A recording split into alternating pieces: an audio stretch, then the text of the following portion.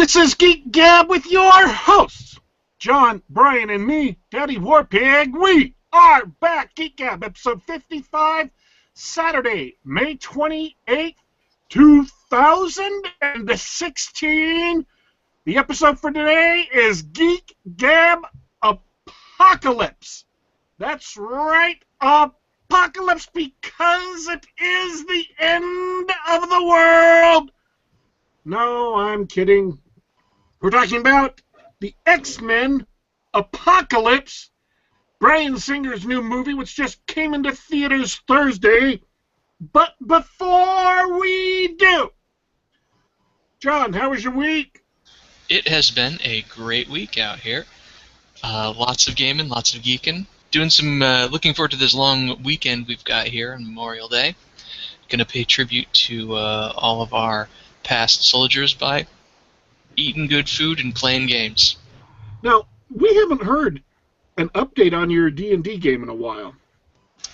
Yeah, so I've been running it after work for some coworkers, and so it was in flux for a few weeks when they moved offices.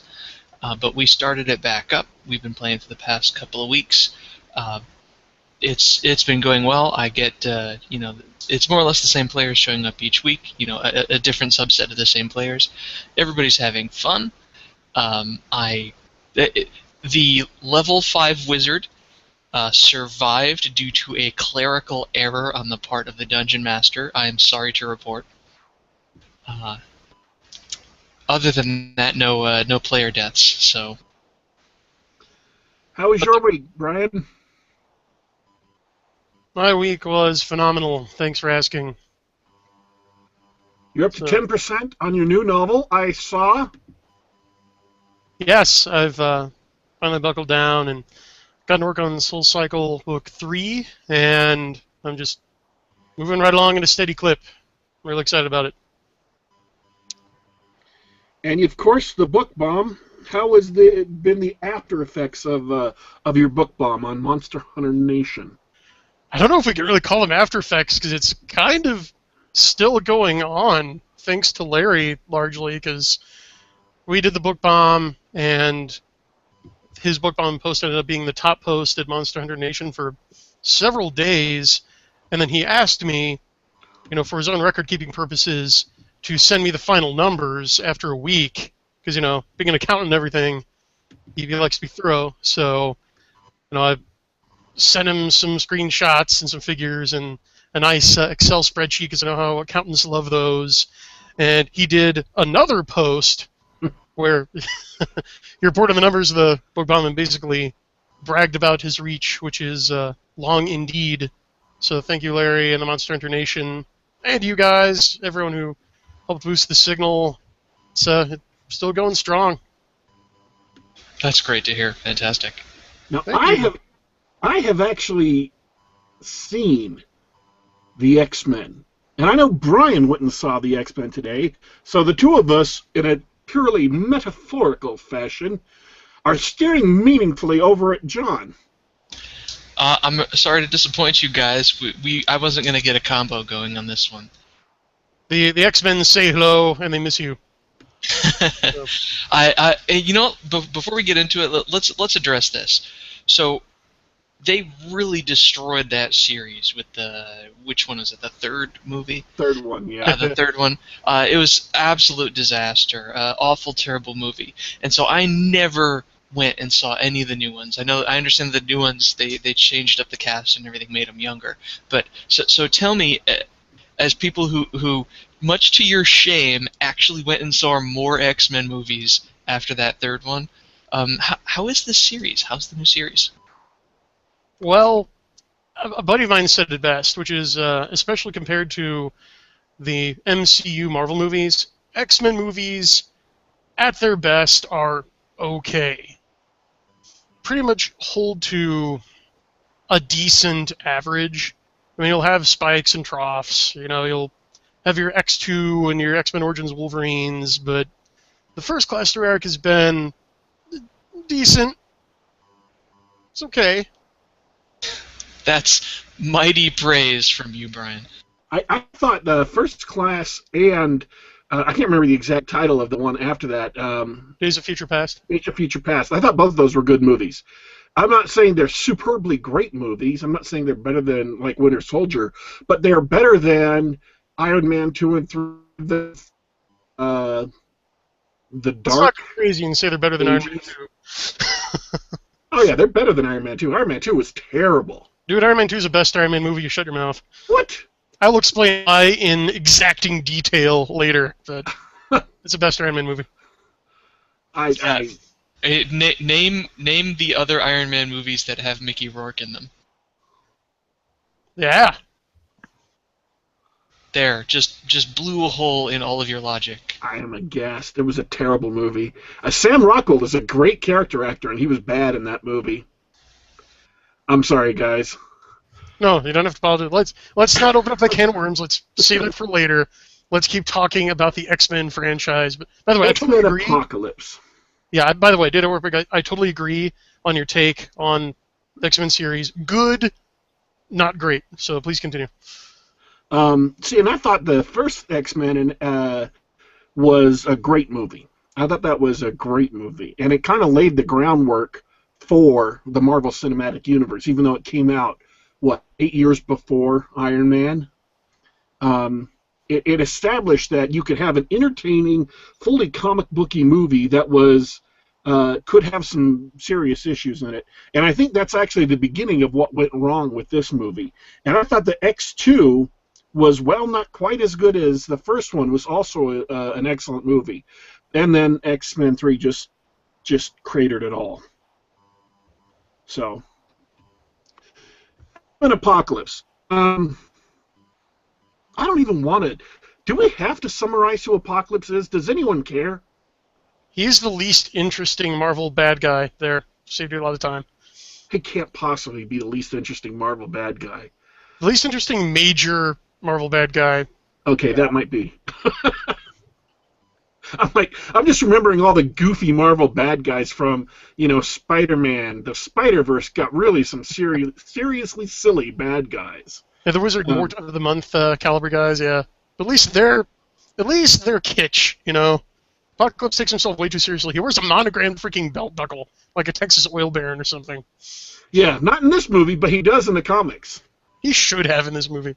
He was better when he was off screen in the comics. He was better. He was menacing. He was terrifying. He did some really bad stuff when he was off screen in the comics. Once they brought him on screen, then the menace factor went downhill because he has a big A on his belt buckle for Apocalypse and he has blue lips.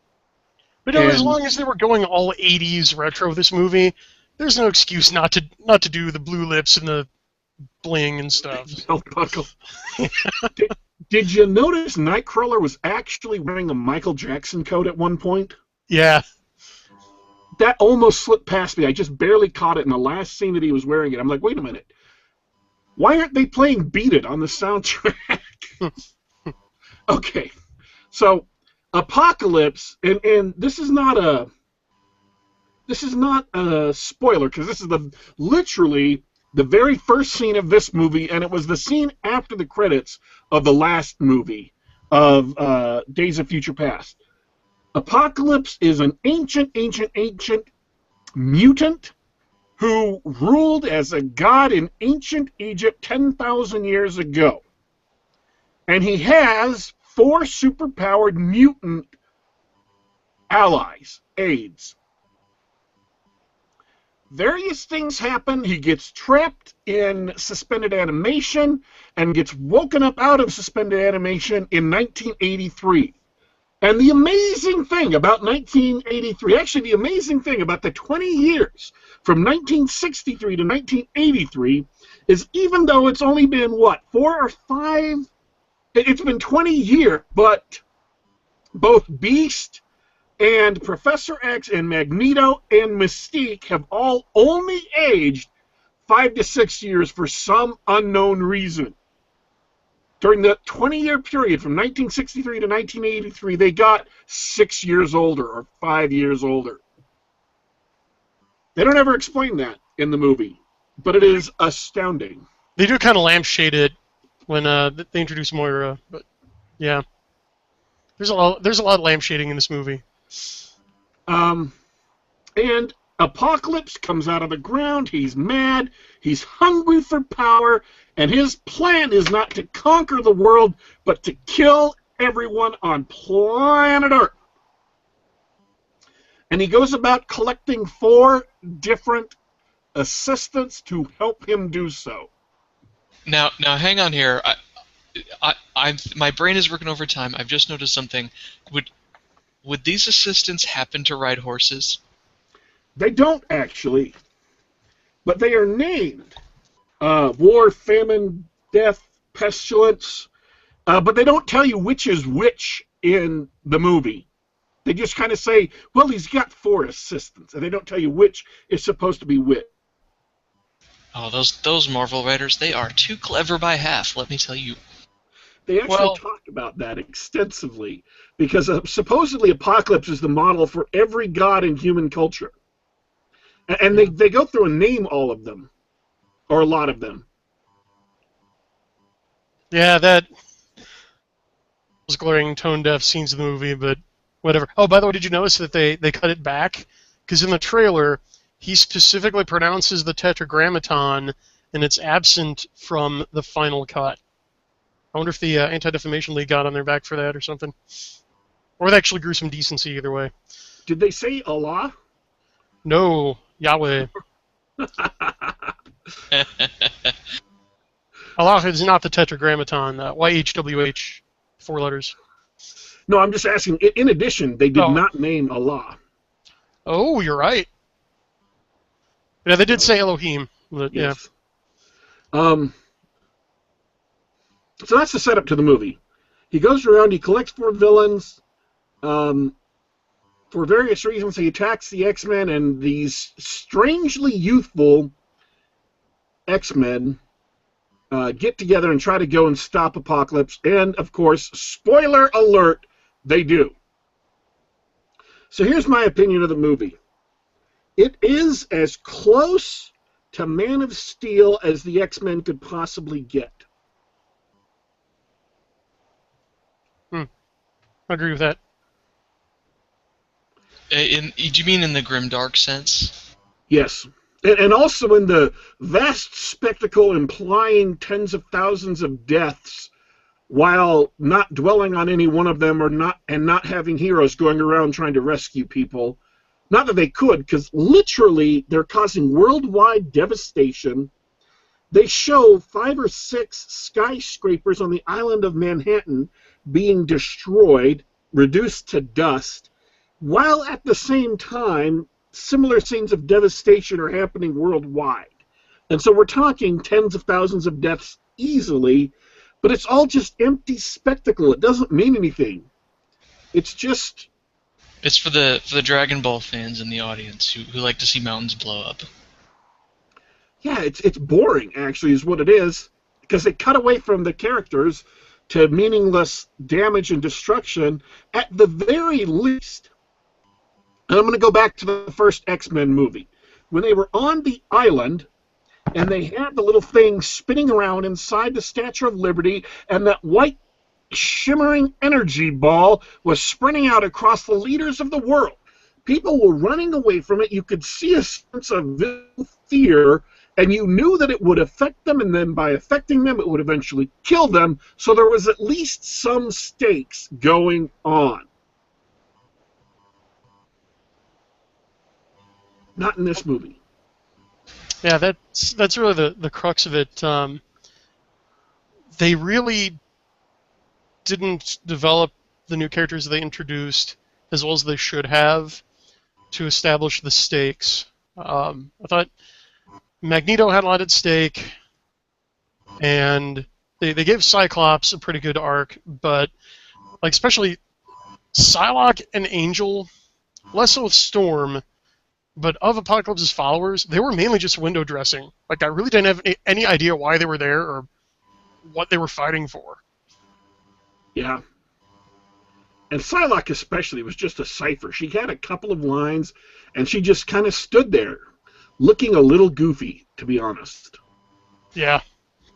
And one of those things where she's she's this hot babe with a badass costume, and then when someone actually dresses up in the costume in real life and stands there, you're like, oh, yeah. Well, it was And symmetrical for one thing, and that's just wrong. You're kind of a symmetrical Psylocke. She pioneered the Japanese RPG fashion of asymmetrically dressed waifish supermodels, way before Japan started doing it. see, Yeah. I was right though. Olivia Munn just didn't have. Olivia Munn was the wrong person to cast in the movie. I think Maggie Q would have been perfect. I don't know that she would have made the character any more interesting, because I didn't give the character a lot to do, but she would have been perfect in the role, in embodying the role. But Yeah, the character is just criminally underwritten, as I'd describe Psylocke in this. No character, no personality, and her costume looked goofy. And you can make goofy costumes look great on the screen. Like the classic Spider-Man costume, you would think would look lame, and yet in Civil War, he looked awesome. Yeah, it's often the simplest costumes that translate the best to the big screen. I mean, like the Flash. The Flash looks great in every incarnation, and he's got one of the most deceptively, brilliantly designed costumes in comics. It's just red tights, right? Basically, but I don't know. I could go into all the little design touches on it that make it like the designers knew what they were doing. But yeah, with Psylocke, you think it would be really, really simple. It's a blue onesie Oh, and blue opera gloves and blue boots with various straps. Bam, you're done. Nope, doesn't work. Turns out it doesn't work. Psylocke has in the comics a psi sword. And then in the movie, for the last half of it, she has a psi whip, which is also turns out to be pretty lame looking and lame in effect.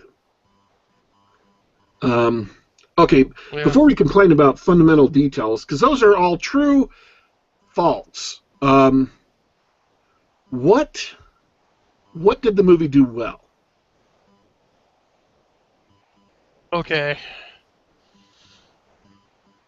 It was competently made and directed, and many of the special effects were good and effective,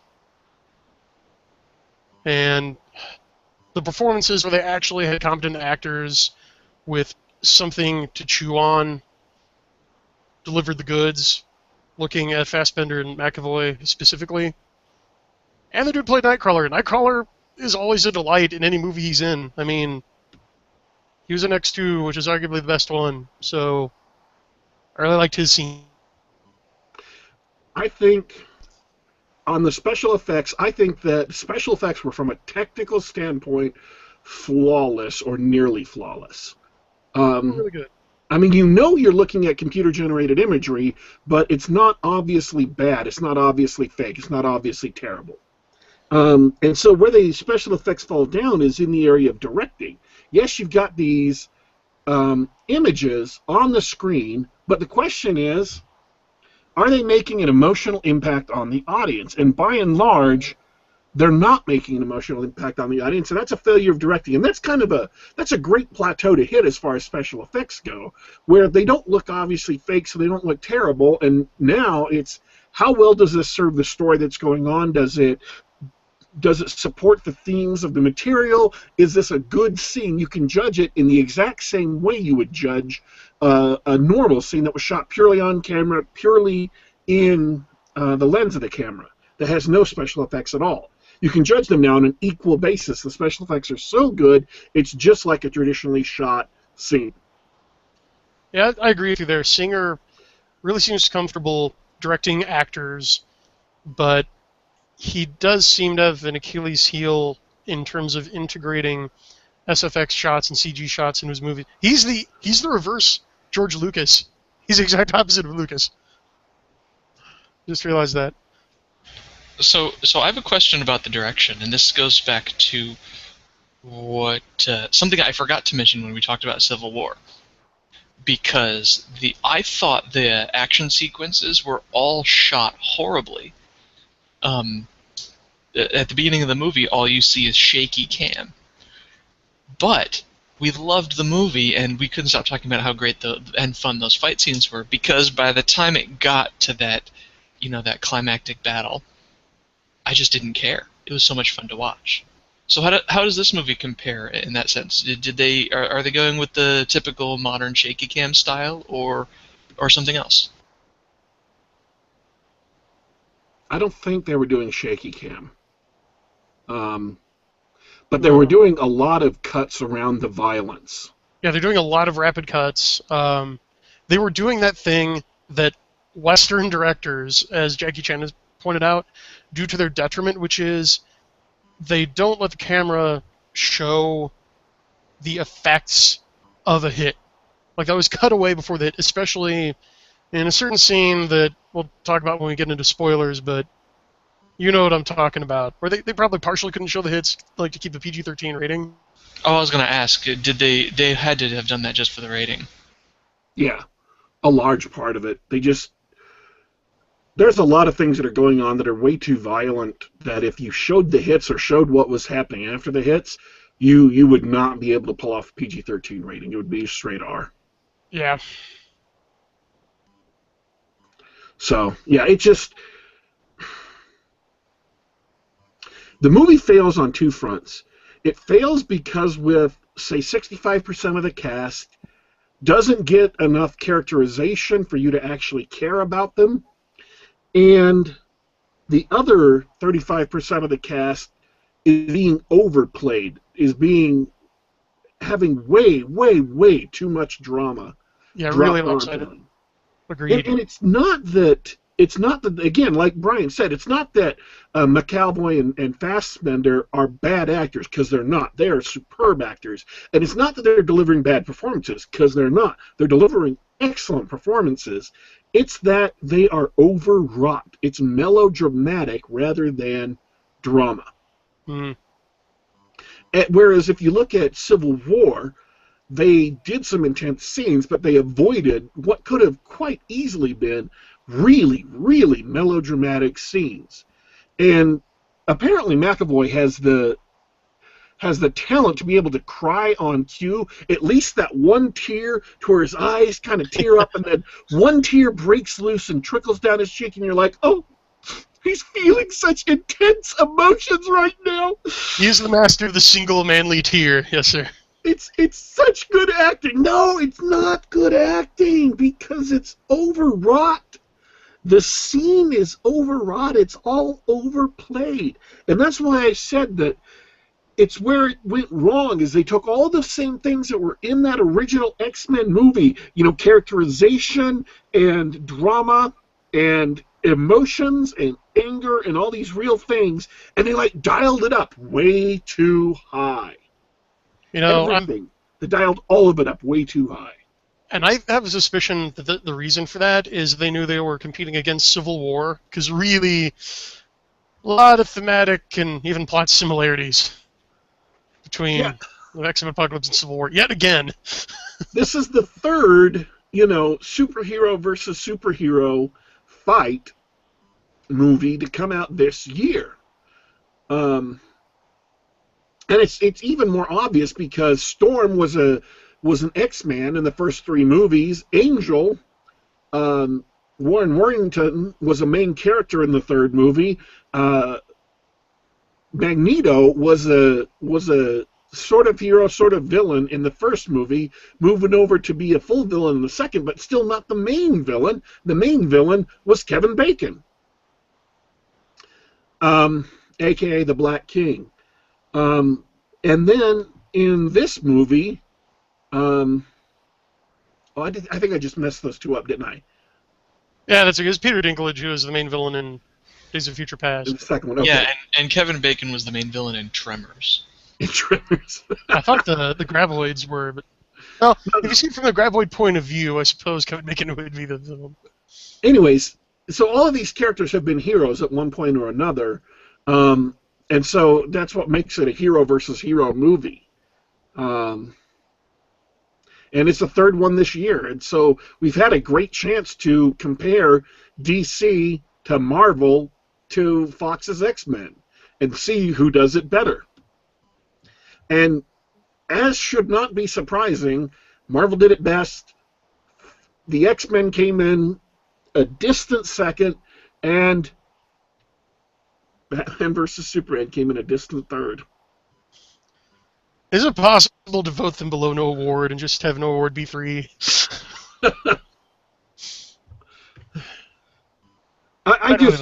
It was especially draining because I had just seen Civil War a couple of weeks ago, so all of the flaws in this movie were, maybe if I had seen it in a year where I hadn't seen Civil War, or if I had just seen it right after Batman vs. Superman and before Civil War, you might have thought, oh, that was a pretty good movie. Lots better than Batman vs. Superman, but as it is, it's like, wow. I'm just sitting here watching this movie, and what I really want to be doing is watching Civil War again. Well, you got to remember, one of the big advantages that the MCU has is that they've been able to have individual character movies, and they've had these characters develop over several movies. But each X-Men movie is, by definition, like an ensemble movie, right? With the exception of Wolverine. Right, and he doesn't count because he's like Marvel's worst character. I don't know why everybody loves him. Well, honestly, my cousin just refers to the X-Men movies as like Wolverine Part 8 and, Wolverine Parts 1 through 11 or whatever they're on now, and he's got a point. Yeah. But I think Sophie Turner said it best as Jean Grey. Mild dialogue-related spoiler alert. There's one of the lanterns she hangs on a glaring fault in the X-Men franchise is they're coming out of Return of the Jedi and arguing over which one's the best one, and Cyclops and Nightcrawler are arguing over whether Empire or the original Star Wars is the best one. I think those are the two characters you're doing, but Jean Grey's like, well, we can all agree that the third movie is always the worst. And I just thought, people who live in glass houses, honey. Yeah. Yeah. Yeah, see, if this had been a great movie, that would have been a knowing in-joke, but instead it Yeah, well, it was a double joke, because it's a joke at X3, but also ends up unintentionally being a joke at itself. So, yep. Yeah. And I say don't see it. Honestly, if you like the other X-Men movies, you want to see this one, I would recommend watching it on HBO or wherever it ends up. Yeah, I'm glad I didn't pay to see this. I bought a ticket for Angry Birds at the same time and snuck into this one. Wait, you voluntarily saw Angry Birds? No. I just bought a ticket for it. Okay. It was at the same time.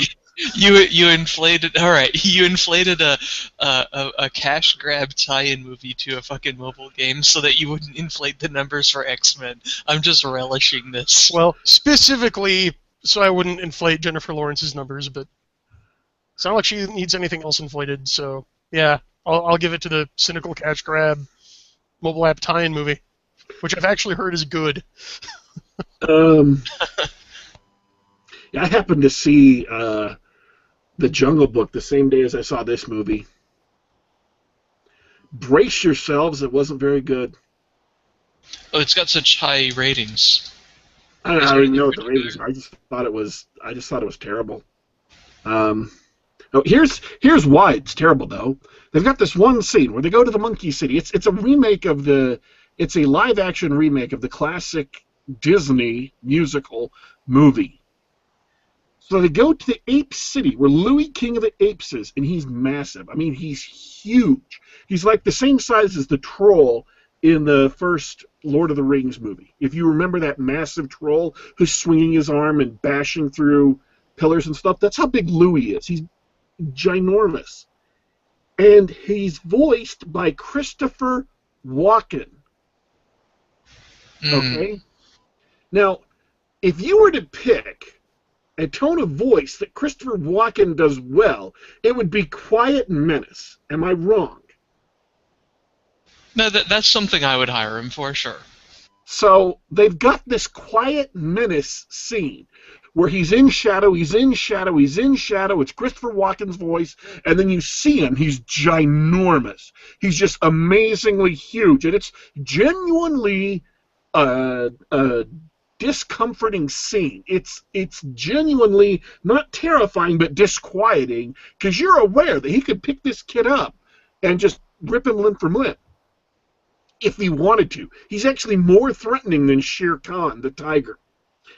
And then, halfway through this scene, with Christopher Walken and the quiet menace and the dark shadows of this ancient abandoned temple, he starts singing that song from the first movie, which is a